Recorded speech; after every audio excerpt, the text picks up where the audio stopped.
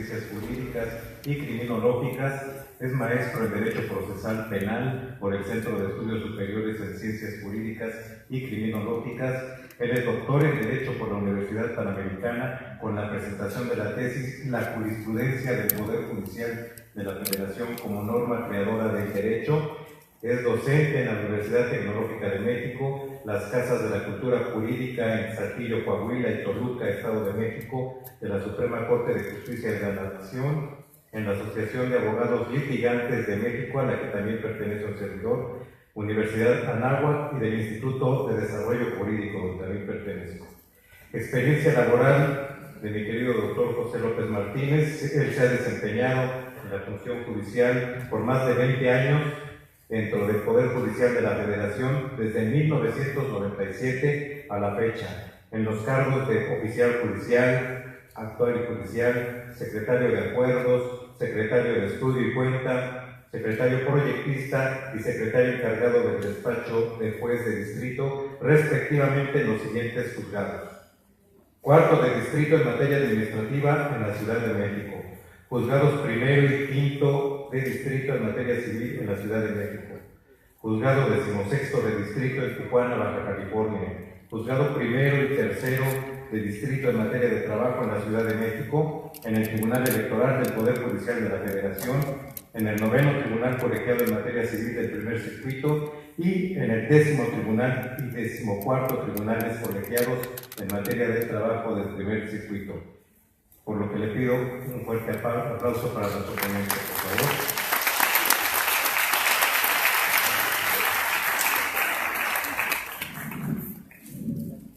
Muchas gracias. Buenas tardes. Antes que nada quisiera agradecer esta invitación que amablemente me hace el doctor Anatolio del Instituto Nacional de Desarrollo Jurídico y el doctor Vázquez para estar presentes esta tarde, el día de hoy, pero sobre todo ustedes por su amable presencia.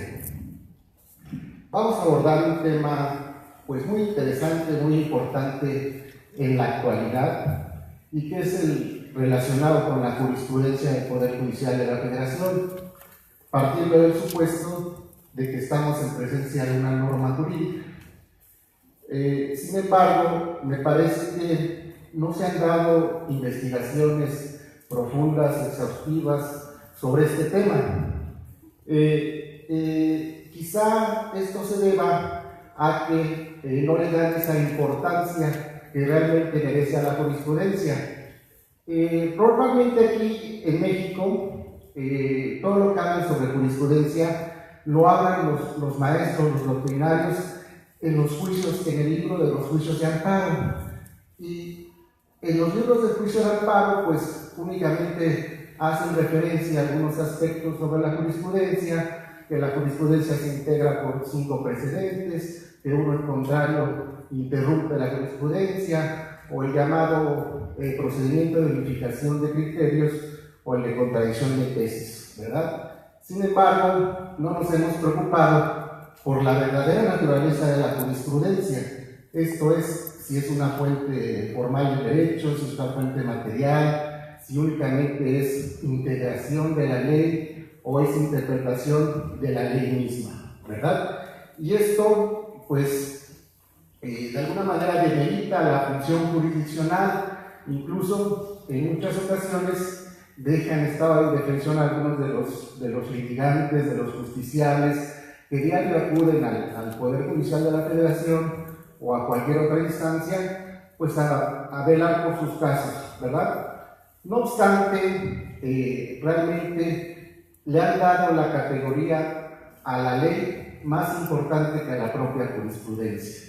Y esto ha demeritado, insisto, el estudio de ese tema. Miren ustedes, la Corte no se ha pronunciado acerca de la naturaleza jurídica de la jurisprudencia.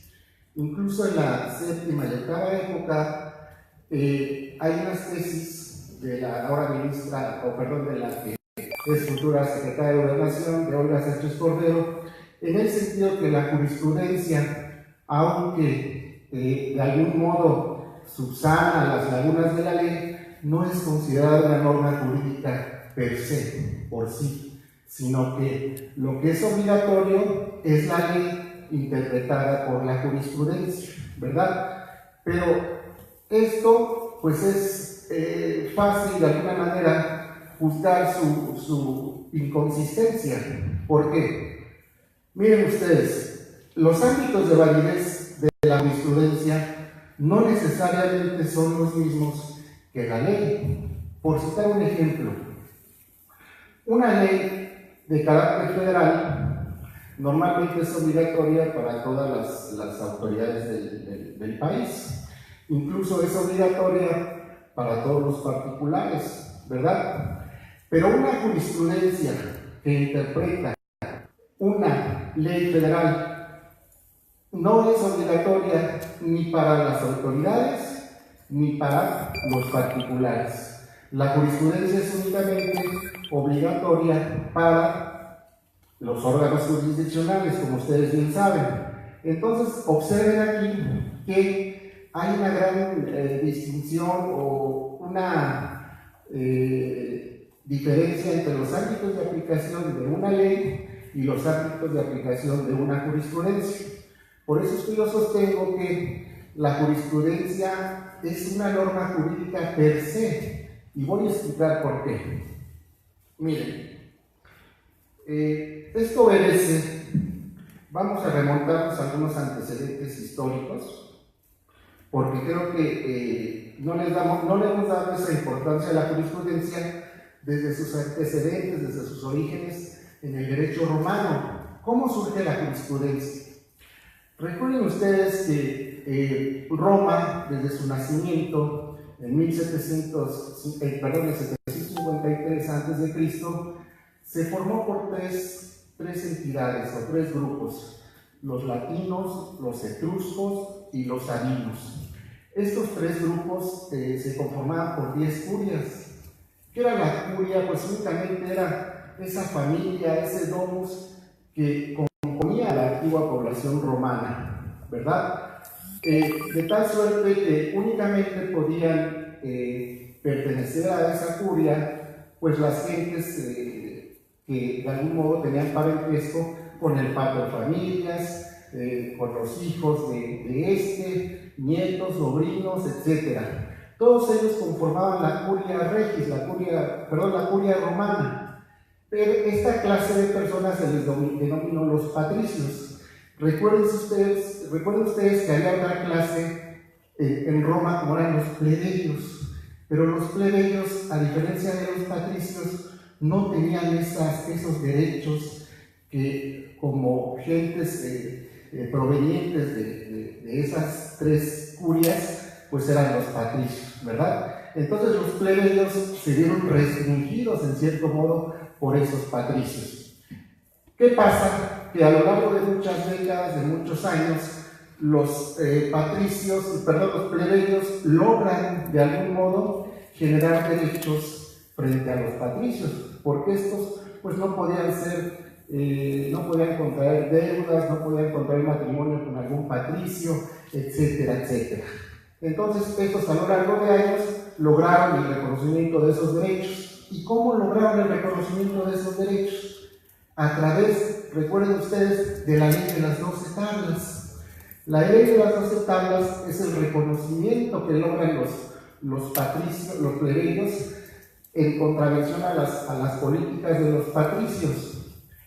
Sin embargo, estas 12 tablas se escribieron de una manera muy general, muy abstracta, tan abstracta que en ese pequeño cuerpo normativo cabían todas las disposiciones de derecho público, de derecho privado, etc. Sin embargo, como ven ustedes, pues desde ese punto de vista, esas tablas no resolvían todos los problemas que acontecían en esas épocas. Esto se dio la necesidad de que otras gentes interpretaran esos derechos.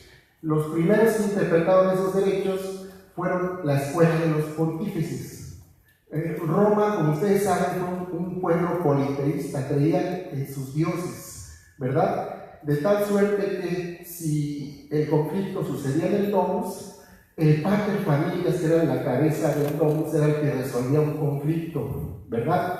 Pero si el problema era fuera del domus, el que lo resolvía era el sacerdote del culto o la escuela de los pontífices. Ellos daban las reglas del procedimiento, tenían unos días fastos. ¿Qué quiere decir unos días fastos? Aquellos días donde podían celebrarse los cultos en Roma y donde podían de algún modo resolverse las controversias. Esto estaba negado para los plebeyos, únicamente los padrillos tenían ese reconocimiento de lo que eran esos días y con motivo de ello de lo que se podían resolver los conflictos, ¿verdad? Posteriormente existe una secularización en Roma, es decir, el derecho ya no es tanto de la escuela de los pontífices, era una atribución de los jurisconsultos. Los jurisconsultos eran los que de algún modo le daban esa interpretación a los derechos de los plebeyos, de lo que estaba contenido en las 12 tablas. Entonces vean ustedes que a partir de la creación de las 12 tablas, desde mi punto de vista, es el primer origen de la jurisprudencia. A partir de esa generalidad de las tablas se va interpretando el derecho contenido ahí y en cada caso particular se van dando las soluciones correspondientes a ese derecho, a la luz, desde luego, de los casos prácticos que se van presentando. Otro antecedente que quisiera tocar brevemente, porque tiene mucha relación con el tema que estamos viendo, es el antecedente que surge en Inglaterra. En Inglaterra, observen ustedes que cuando cae el Imperio Romano de Occidente en manos de los bárbaros, pues el derecho romano, que estaba en su pleno apogeo, cayó en manos de los bárbaros. ¿Quiénes eran los bárbaros? Pues aquellos pueblos que crearon Europa, ¿verdad? Los anglos, los sajones, los teutones, los godos, los visigodos, etcétera, etcétera. Estos pueblos derrotaron al Imperio Romano de Occidente. No quedó ningún resquicio de la cultura romana, o al menos no en todas las latitudes de Europa. ¿Qué fue lo que pasó? Pues que empezaron a construirse las instituciones. Inglaterra, desde un principio, fue de algún modo poco absorbida por la influencia romana. Ahí los anglos y los sajones, que fueron los primeros que empezaron a colonizar ese pueblo, que fueron los primeros que empezaron a desarrollar ese derecho, pues partieron de absoluta inexistencia de normas, ¿verdad? Acuérdense ustedes, ese es el derecho del common law, ¿verdad? El derecho común. ¿Por qué? Porque había una inexistencia de normas. Ahí no llegó tanto el derecho romano, o no estaban incluidos tanto por este derecho. ¿Qué fue lo que pasó? Que los jueces de esa época, los monarcas, empezaron a desarrollar la costumbre partiendo precisamente de la existencia de una actividad normativa. Acuérdense ustedes que en Inglaterra estaba la ley de talión, por ejemplo, ojo por ojo, diente por diente. Incluso las víctimas de un delito de esa naturaleza podían volver a repetir eso contra el agresor. Esto motivó a que se regularan las costumbres en esos pueblos y se establecieran las normas de acuerdo a la costumbre de cada pueblo. Desde luego que esto debió ser muy difícil, porque imagínense ustedes que no es lo mismo la costumbre de un anglo, de un inglés, de un irlandés, de un escocés, etc. Debió ser muy difícil en esa época generar la costumbre y a la postre generar la norma. Esto, de algún modo, incrementó la función de los juzgadores. ¿Por qué? Porque la costumbre se convertía en norma en la medida en que el juzgador la adaptaba a sus sentencias. Esto es, el juzgador del common law trataba de buscar el promedio de la costumbre, y cuando analizaba la costumbre resolvía el caso sujeto a su decisión. Observen ustedes que el juzgador inglés parte de la inexistencia de una norma preexistente. Esto también se dio en Francia. En Francia, también como parte integrante de Europa, como de algún modo los francos fueron los que integraron esa comunidad, también tuvieron el problema de definir la costumbre. Sin embargo, en Francia, observen ustedes, no fue posible la unificación de esas costumbres. Acuérdense ustedes que en Francia, en esas épocas, surge el imperio de Carlomagno. El imperio de Carlomagno estaba compuesto por las provincias de Roma, de Francia y de Alemania. ¿Y qué pretendía el imperio Carlomagno? Lo que pretendía era recuperar el imperio romano de Occidente, que volvieran a ser el imperio romano. Entonces, en Francia también se dio ese fenómeno de volver a generar el derecho. Sin embargo, no se dio como en Inglaterra. Tan no se dio que las costumbres tuvieron que ser legisladas a través de estatutos. De modo que existiera una costumbre en un pueblo y otra costumbre en otro pueblo, y esa costumbre fue legislada en ese entonces por estatutos. Y posteriormente venía un acto judicial, un acto de un juez, y esa costumbre era interpretada, pero a partir de ese estatuto. Observen ustedes la diferencia entre el juzgador inglés y el juzgador francés. El juzgador inglés se convierte en un auténtico creador del derecho porque a partir de las costumbres empieza a generar el derecho a través de sus sentencias.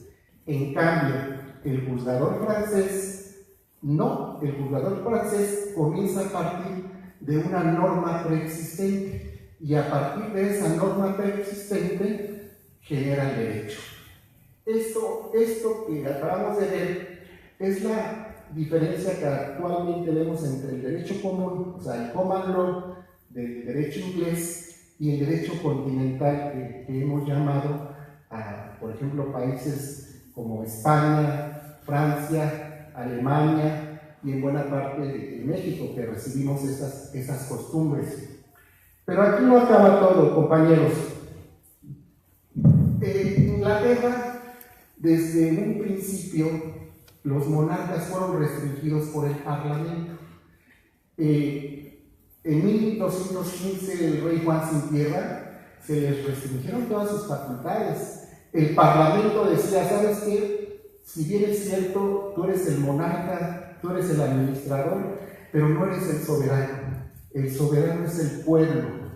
Y los monarcas estaban totalmente restringidos precisamente por el Parlamento. En aquel entonces por el Consejo de los Señores Feudales.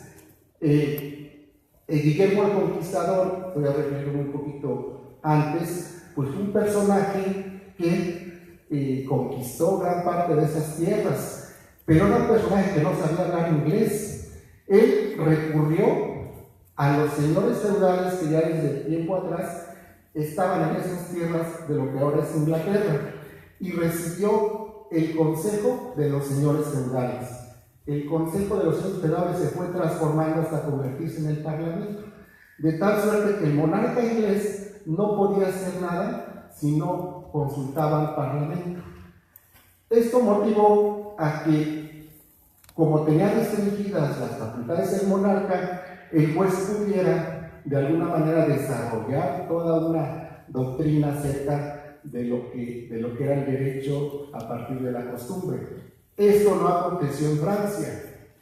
Recuerden ustedes que en Francia hubo una época del absolutismo francés.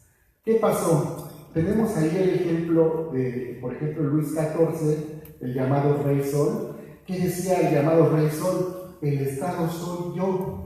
Había una omnipotencia de los monarcas en Francia, a diferencia del inglés, que el inglés siempre fue restringido por el Parlamento. En Francia no. En Francia los monarcas iban acumulando cada vez más poder, de tal suerte que restringieron todas las facultades a las autoridades y funcionarios de esa época. Y entre esas facultades fueron restringidas las facultades de los juzgadores.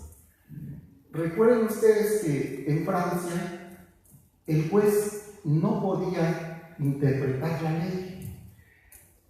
Porque decían que, acuérdense lo que decía Montesquieu. Montesquieu dice, el juez es la boca de la ley, pero no tenía las facultades de interpretar la ley, porque decían en esa época que el caso a resolver era una actividad del juez. Pero si esa ley estaba mal interpretada, la interpretación la tenía que dar quien había creado esa norma.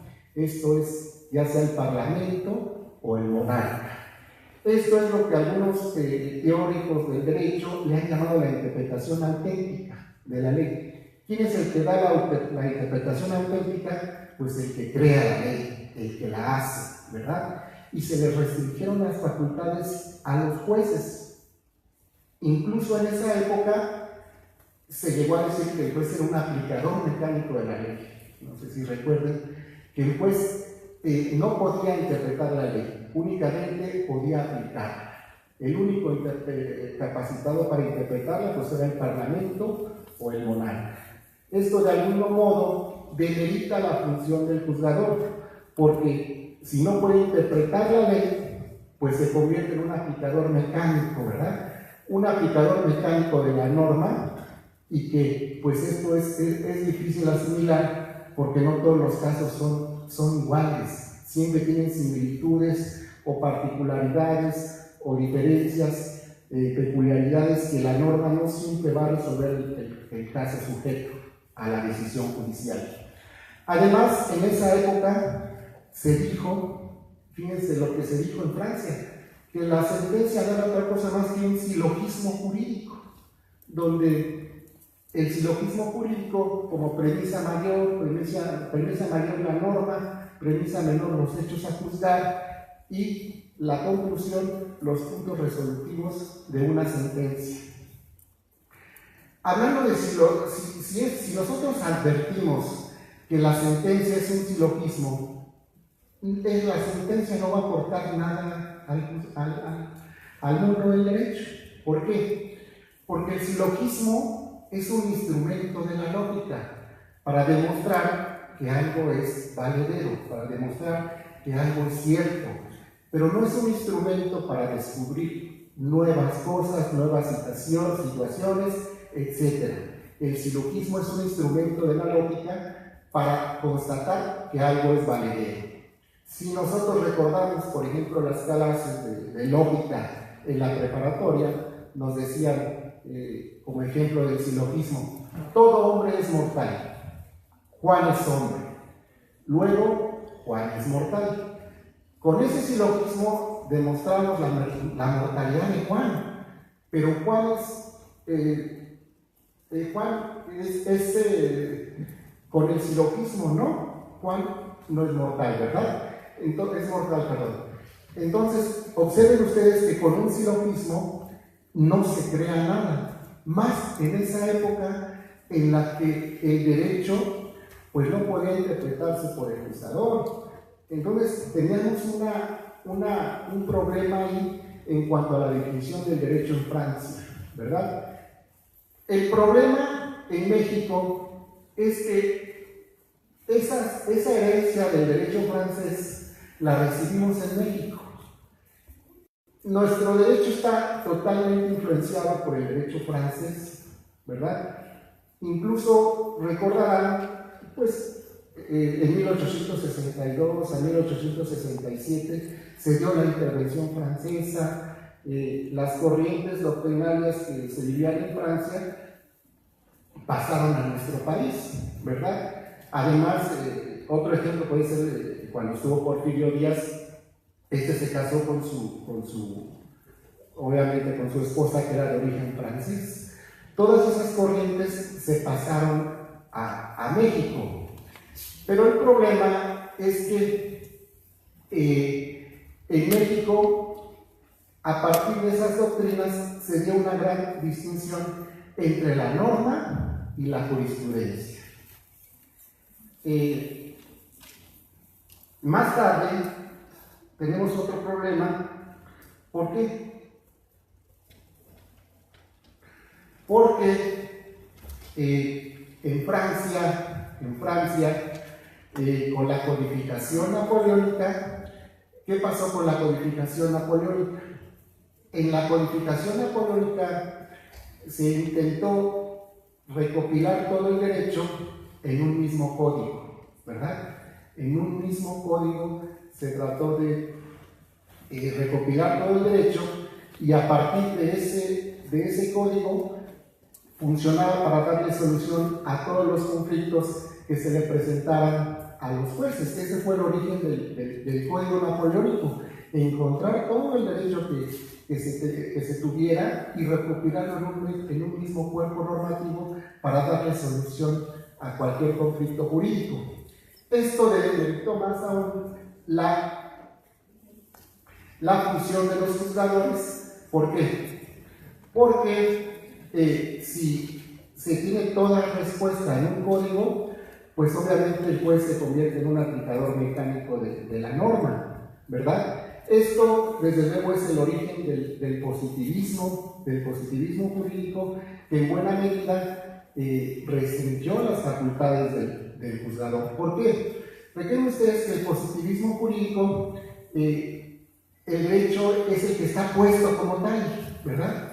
El derecho no se compone por principios, por valores, por directrices, etc., sino que el positivismo es el que está contenido en un mismo cuerpo normativo, de tal suerte que si no existe dentro de ese cuerpo normativo alguna disposición, pues no es derecho. Esto se vio incrementado más por la escuela de la exégesis francesa. Esta escuela de la exégesis francesa, recordarán que pues uno de los integrantes de esta escuela fue precisamente Napoleón. Napoleón formó parte de esta escuela, igual que el presidente del tribunal francés, Porteis, en donde desarrollaron toda esa doctrina acerca del positivismo. Esto, de algún modo, debilitó la función de la jurisprudencia. Ahora, hasta aquí no hemos visto el por qué la jurisprudencia debe considerarse una norma. Retomando este tema, observen ustedes que posteriormente viene una letra de un jurista muy famoso, que es Kelsen. Kelsen es un personaje muy importante para demostrar la creación del derecho. Recuerden ustedes que Kelsen decía que la pirámide kelseniana, dentro de la cúspide se encuentra la Constitución, posteriormente las leyes federales, las leyes locales, los reglamentos, los decretos, etc. Tomando en consideración esas doctrinas kelsenianas, nos enseña, nos deja muy claro cómo se va creando el derecho a partir de la norma. Él decía, la norma más general es la Constitución. Tan general que en ese cuerpo normativo caben todo el conjunto de disposiciones de un país, normas, leyes, reglamentos, decretos, etc. Y en la medida en que va descendiendo la pirámide, pues se va haciendo más concreto, ¿verdad? La Constitución es más general, la ley es más concreta. Por ejemplo, el reglamento parte de la ley, pero es más concreto que el reglamento.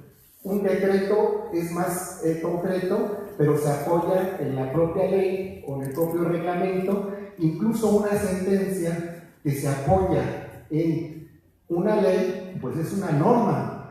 Una norma, aunque la sentencia no tiene esa generalidad y abstracción de la propia ley, no deja de ser una norma jurídica. ¿Por qué? Porque una sentencia de un juez establece la situación a la que deben quedar sometidas las partes dentro de un proceso. Es una norma. Un testamento es una norma. ¿Por qué? Porque define la situación del de cuyos, por ejemplo. Incluso un contrato puede ser considerado una norma, porque establece los derechos y las obligaciones para las partes que celebran ese contrato. De tal suerte que a lo mejor no tiene esa generalidad y esa abstracción como es la ley, no deja de ser una norma jurídica. Quizá los que no aceptan que la jurisprudencia sea una norma jurídica, se deba a que muchos confunden la norma jurídica con la ley. La norma jurídica es más general que la propia ley. Una norma jurídica que es una regla de conducta, una regla que establece la situación a la que deben quedar sometidas las partes o a la que está dirigida a una población. Una ley es más específica para un determinado rubro de personas, sin embargo, es también considerada una norma.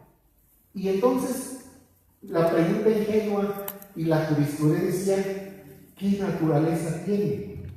Si la sentencia es una norma, más no debe ser la jurisprudencia. ¿Por qué? Porque ¿cómo se genera la jurisprudencia?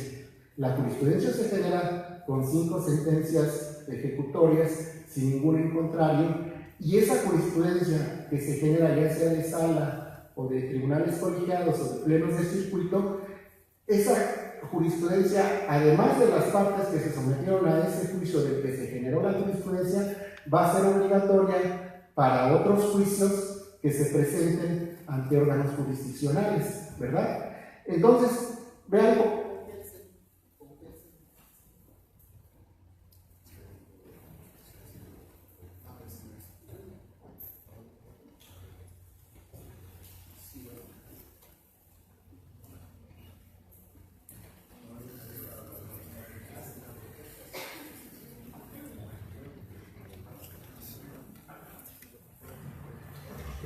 Sí, bueno, aquí se me escucha, ¿verdad?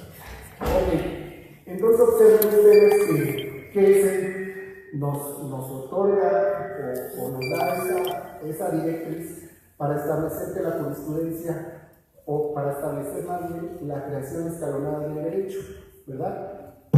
Ahora bien,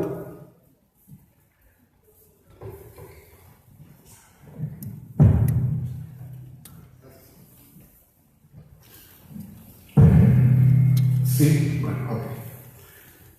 Vamos a ver la importancia de la jurisprudencia en esta época. Fíjense ustedes que Kelsen, aunque nos establece toda esa doctrina acerca de la creación escalonada del derecho y de la cual está la jurisprudencia vinculada, pues Kelsen no en todas sus partes fue de algún modo eficiente en sus doctrinas. Tal es así que ya en la actualidad Kelsen ha demeritado esa filosofía que tenía por algunos otros autores más contemporáneos que en breve repasaremos ahorita de manera muy específica o muy general, para poder demostrar la importancia de la jurisprudencia. Observen ustedes que en esa época pues únicamente permeaba el positivismo. Esto duró hasta la Segunda Guerra Mundial. ¿Por qué? Porque imagínense ustedes si el positivismo únicamente establecía lo que estaba contenido en la ley, pues habían otros derechos como principios, valores, etcétera, que no estaban contenidos en la propia norma. Incluso Kelsen fue de aquellos en los que pues no aceptaban principios ni valores. Él sostenía que había una creación escalonada del derecho y una creación, pero a partir de las leyes propiamente establecidas, o sea, lo que se genera como el positivismo, pero no aceptaba principios ni valores. ¿Qué pasa después de la Segunda Guerra Mundial? Imagínense ustedes pues todas las atrocidades de Hitler. ¿Qué fue lo que hizo Hitler? Pues despojó a los judíos, cuántos genocidios no hubo, etc. Esto motivó a que las naciones pues se juntaran. Aquí viene algo muy importante como es la Organización de las Naciones Unidas, que quizás no fue el primer tratado internacional que establecía derechos humanos, pero sí fue el parteaguas para incorporar derechos humanos a las constituciones. Se crea un pacto de la Convención Europea de Derechos Humanos donde se establecen ya no de manera categórica o codegética, por así decirlo, en la propia norma, sino que se incluyen derechos humanos o principios como la vida, la libertad, etc. derechos a la dignidad. Toda esta situación se creó la Convención Europea de Derechos Humanos y más tarde el Tribunal Europeo de Derechos Humanos, donde los Estados partes fueron condenados al reconocimiento de derechos en sus propias constituciones. Vean ustedes que aquí, de algún modo, empieza una nueva doctrina fuera o al margen del positivismo jurídico. Vienen otros autores como Dworkin, como Robert Alexy, como Zagrebelsky, que de algún modo cuestionan las teorías kelsenianas en el sentido de que no aceptaba principios ni valores. Esta nueva tendencia le han llamado a algunos autores como el neoconstitucionalismo o el nuevo constitucionalismo, en la cual las constituciones se sustantivizan. ¿Qué quiere decir esto? Que fuera de lo formal se incorporan derechos del hombre, derechos del ciudadano, para que puedan ser tutelados o protegidos por las constituciones de los estados. Incluso América no fue la excepción. Recuerden ustedes que los acontecimientos que sucedieron aquí en los casos Radilla Pacheco, Castañeda Gutman, otros como el campo algodonero, etcétera, fueron sentencias de la Corte Interamericana de Derechos Humanos que juzgaron al Estado mexicano. Al igual que Europa, en América, recuerden ustedes que se creó el Pacto de San José o la Convención Americana de Derechos Humanos, donde pues obviamente los Estados partes se comprometen a adoptar en sus constituciones derechos humanos. ¿Qué fue lo que pasó en México? Pues que esas sentencias de la Corte Interamericana de Derechos Humanos les obligan a establecer derechos humanos en sus constituciones, a materializarlos o por lo menos a establecerlos, ¿verdad? Esto también motiva las reformas a la Constitución del 6 y 10 de junio de 2011. ¿Qué fue lo que pasó en esas reformas? Pues obviamente que se incorporaron derechos humanos a la Constitución o se positivizaron de algún modo y se establecieron principios de interpretación como el principio de convencionalidad, el principio de pro persona, etc. Entonces vean ustedes la importancia de la jurisprudencia. Las constituciones, como he dicho, son muy generales, muy abstractas. La Constitución debe contener principios no tan específicos, porque si contiene principios específicos, la solución de los conflictos se verán menos o se verán restringidas, ¿verdad? Entonces, aquí la función de los jueces constitucionales pues tiene una importancia en este periodo, en esta época de sustantivización de las constituciones. ¿Por qué? Porque si la Constitución establece principios y valores de manera muy general, esos principios y valores van a servir para resolver conflictos particulares, pero el juez, atendiendo a la interpretación que le dé a esos principios a la luz del caso sujeto a su decisión, va a poder de alguna manera establecer un derecho específico, ¿verdad? Un derecho específico. ¿Y qué está haciendo ahí la jurisprudencia? De la mera abstracción de la Constitución o de las leyes, está generando una norma más específica. Ejemplo, recientemente la Suprema Corte de Justicia, en un amparo que es conocido, fue la ponencia del ministro Lelo de la Rea, estableció, por ejemplo, el uso lúdico de la marihuana. Pero vean ustedes que la norma, si recuerdan ustedes este caso, cuatro quejosos fueron a la COFEPRIS a solicitar un permiso para consumir este químico, este estupefaciente de manera lúdica. ¿Qué fue lo que pasó? Pues que la COFEPRIS les negó esa autorización. Estas personas acudieron al juicio de amparo indirecto en materia administrativa. El juicio de amparo en materia administrativa se sobreseyó interpusieron el recurso de revisión y este fue a dar a la Suprema Corte. ¿Qué fue lo que pasó en esa sentencia? Pues que la sentencia de la Corte les concedió el amparo para el consumo de uso lúdico de la marihuana. Pero vean ustedes, observen ustedes que no hay ningún precepto específico que establezca que estas personas tenían derecho a consumir ese producto.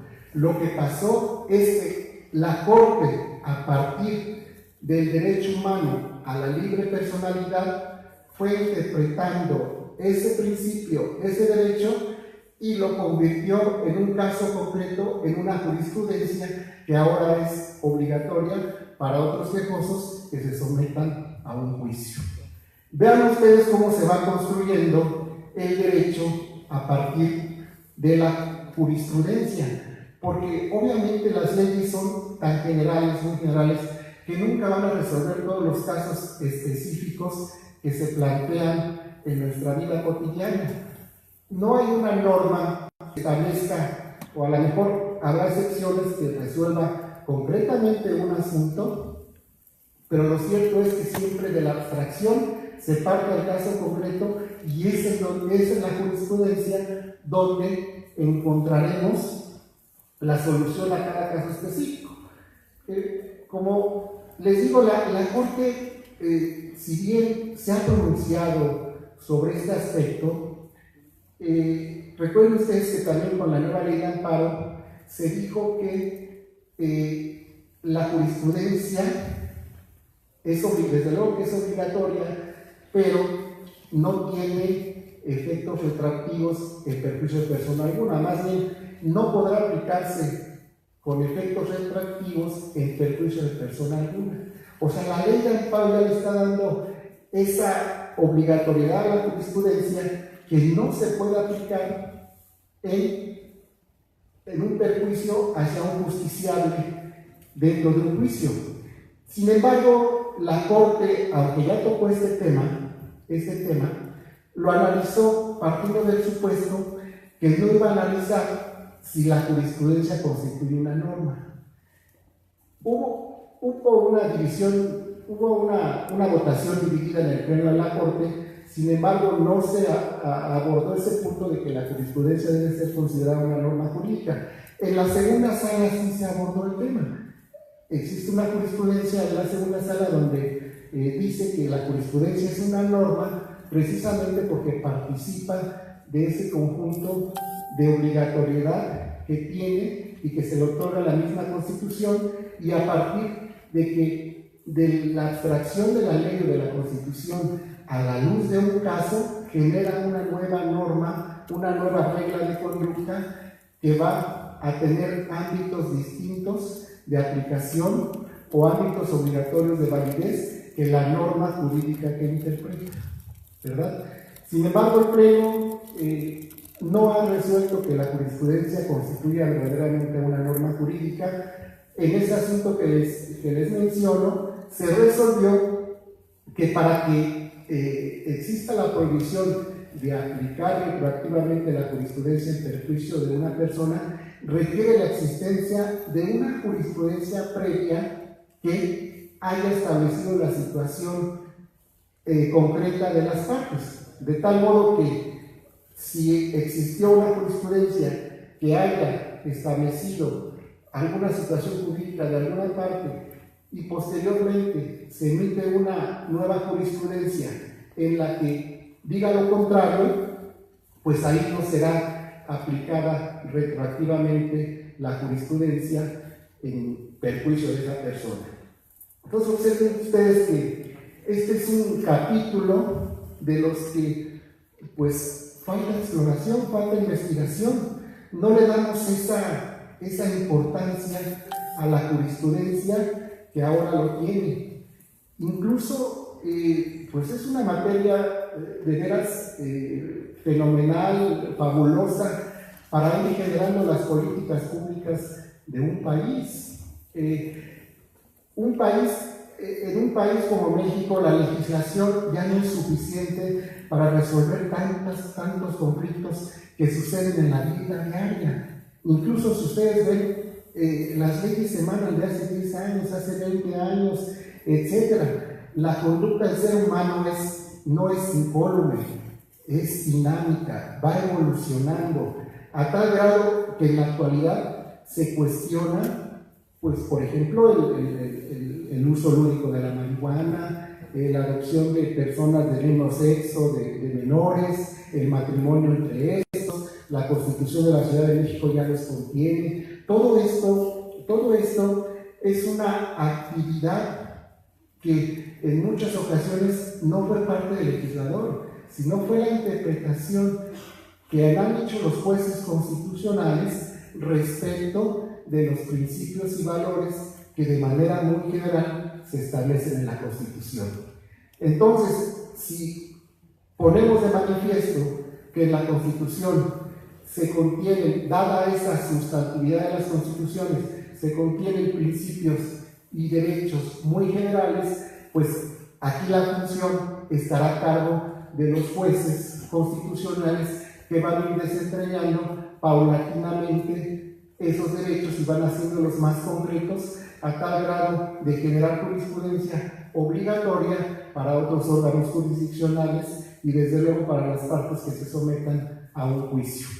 Algunas gentes han llamado esto como el litigio estratégico. Por ejemplo, estos personajes del uso lúdico de la marihuana, pues ninguno de ellos consumía marihuana, simplemente plantearon el asunto a la Suprema Corte para que la Suprema Corte definiera el alcance del derecho humano al libre desarrollo de la personalidad.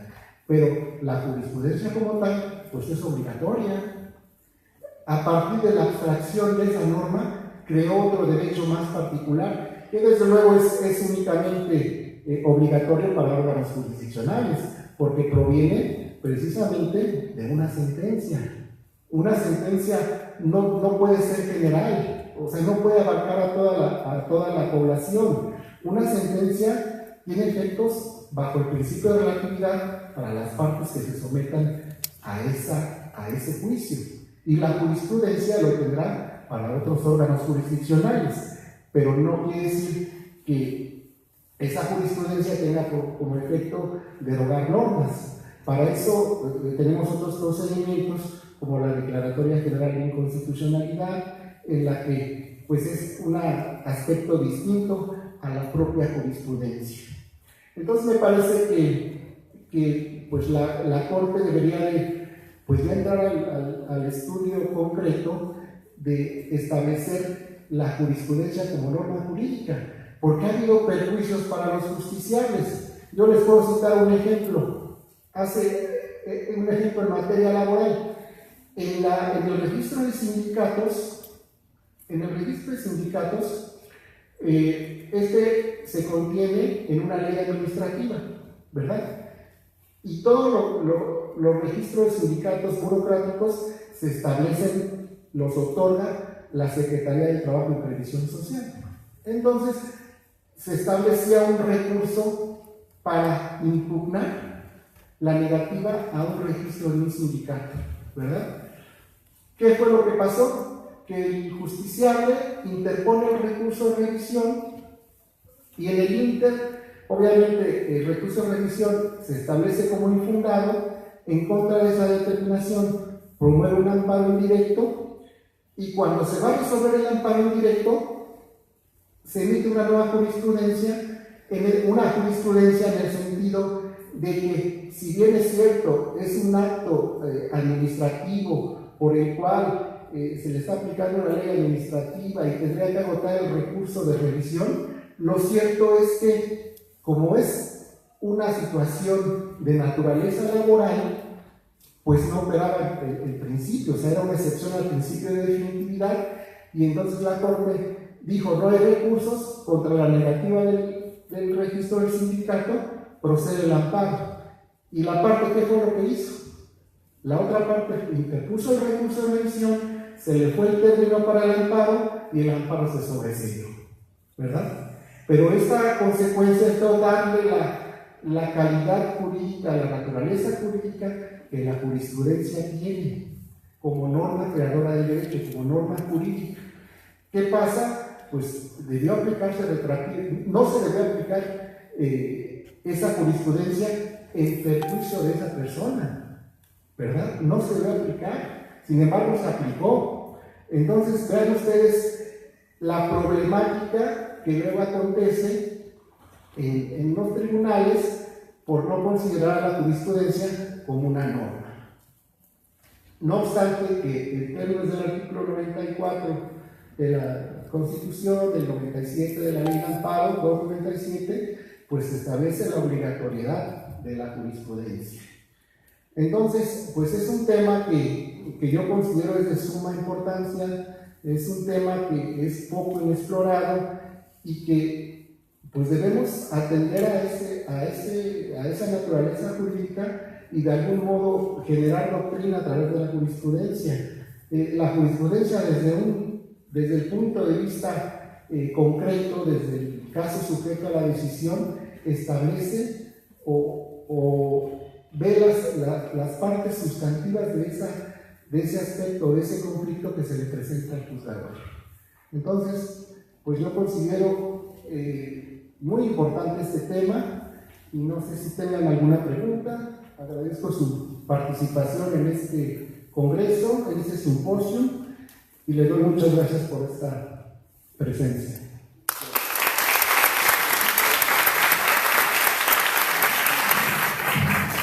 Agradecemos al doctor José López Martínez su ponencia que estuvo bien darnos aquí.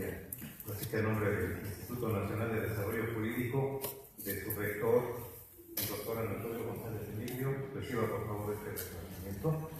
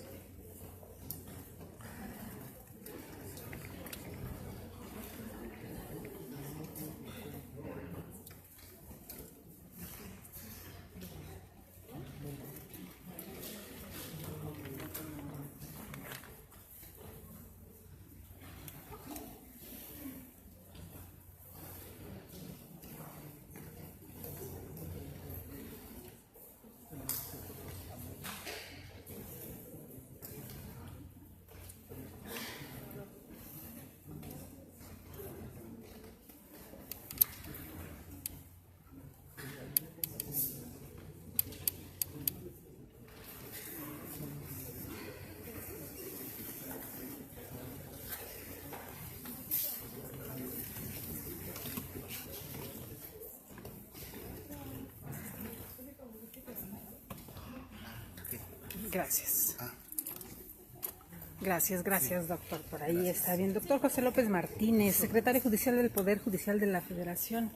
Gracias. Una ponencia excepcional en un tema tan intrincado como es la jurisprudencia, que no todos entendemos y a veces se sobreentiende o se malentiende.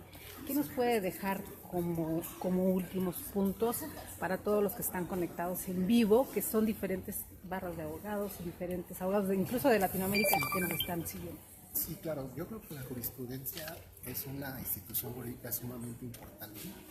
De algún modo viene a establecer pues las normas a las que deben quedar sometidas las partes, incluso a partir de la abstracción de los derechos humanos establecidos en la Constitución, puede de algún modo establecer nuevos derechos concretos, porque las leyes no resuelven todos los casos sujetos o todos los casos, innumerables casos que suceden en la vida cotidiana, y precisamente la jurisprudencia tiene esa función de desentrañar el sentido de esas normas abstractas y generales para establecerlos en una sentencia y a la postre una jurisprudencia obligatoria para otros órganos jurisdiccionales, y se va de algún modo creando el derecho a partir de las necesidades de la sociedad. Con todos los alumnos que tenemos presentes, ¿cuál sería su recomendación? Pues yo creo que investigar un poquito más de la jurisprudencia, independientemente de lo que establece la ley y la Constitución, ir a otros doctrinarios, sobre todo europeos, que han establecido, que han hablado sobre la jurisprudencia, para aterrizarla aquí en nuestro país y de acuerdo a los principios y valores que ya se establecen en la Constitución. Pues muchas gracias, doctora. A nombre del INADEC, del doctor Anatolio González Emigdio, pues muchas gracias por esta ponencia excepcional. Gracias, vamos a terminar esta transmisión para continuar. Gracias, doctor. Buenas tardes. Queridos amigos, pues terminamos una ponencia más. También a Facebook Live, muchísimas gracias a todos. Para aquí el doctor, a los que estamos.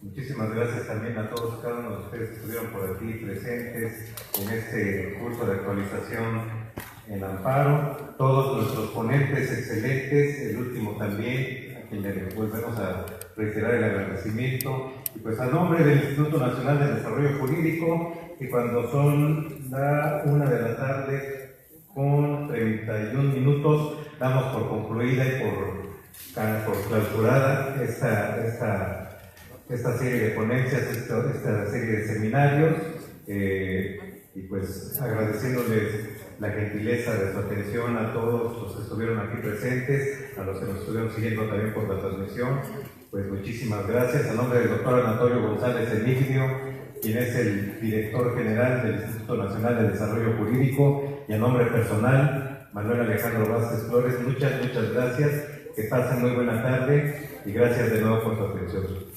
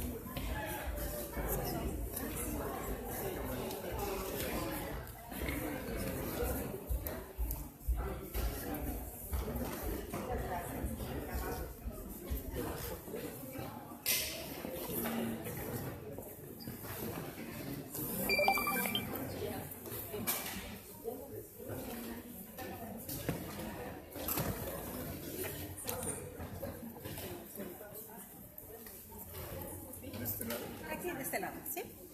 Ahí estamos. Gracias. Pues queridos amigos, de esta forma terminamos un trabajo más. Doctor Anatolio, ¿qué le pareció?